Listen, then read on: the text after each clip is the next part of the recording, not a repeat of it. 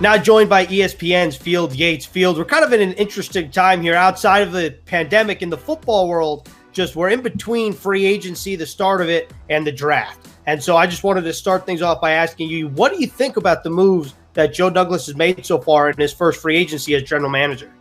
I don't think Joe ever hid from the fact that his goal, shortly after taking this GM job, was to make sure that Sam Darnold was protected.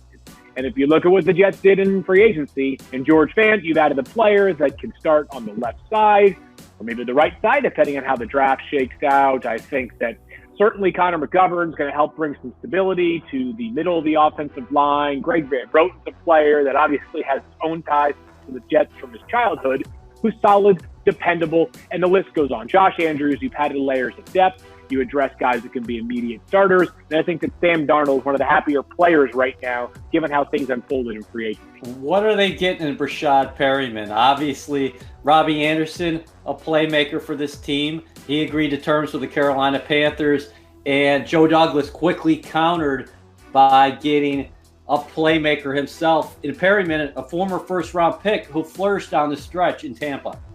Yeah, it was really fun to watch during those last 5 games, during which Mike Evans and Chris Godwin were banged up for part of it. So we basically had to be a number one wide receiver for a team that maybe not all the way through, but for part of it was still trying to cling to a little bit of life in the NFC South. And Brashad certainly checks those boxes, right? This is a guy that has blazing speed. We remember it from his pre-draft process days when he was coming out of college at UCF, and a guy that has NFL pedigree as a son of a former player and is familiar with the game. But you know what the reality is? Not everybody enters the league at the age of 21 or 22 and hits a stride immediately. And sometimes it takes a year, sometimes it takes 2, sometimes it takes 5. So I thought that the Brashad Perriman signing was in line with a lot of the other moves that the Jets have made in free agency is, hey, if this works, you're probably getting a player that might be worth more than what his contract is even paying him. If Brashad Perriman's an awesome player for you, it might be worth more than the $8 million his contract, I believe, has a maximum value on. Field, let me ask you this. The NFL draft a couple weeks away, to your point, April 23rd, the first round, and then the 24th and 25th. How do you expect Joe Douglas to navigate his first draft as general manager? I kind of feel like the board's shaping up in their favor. If you look at 2 primary areas of need, and I've been following all the mock drafts like I'm sure you guys have. I think a lot of people still believe that the offensive line and also wide receiver are 2 spots that can continue to be addressed, even though we talked about all the free agency additions so far. And I think you've got at least 4 first-round offensive tackles.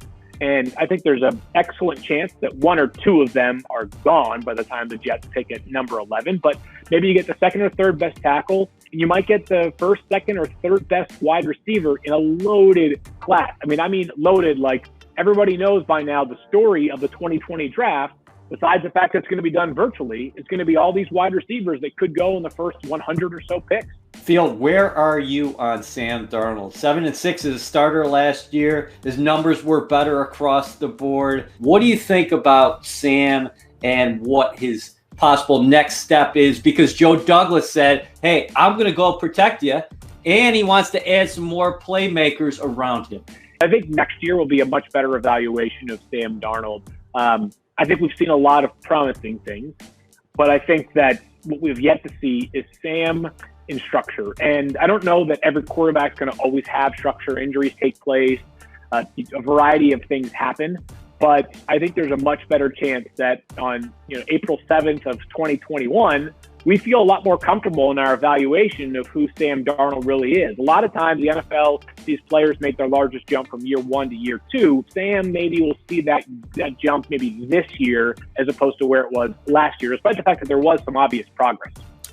The NFL draft just a couple weeks away, April 23rd to April 25th. Field Yates, thanks a lot for joining us right here on NewYorkJets.com. Thanks, Field. All right, guys, take care.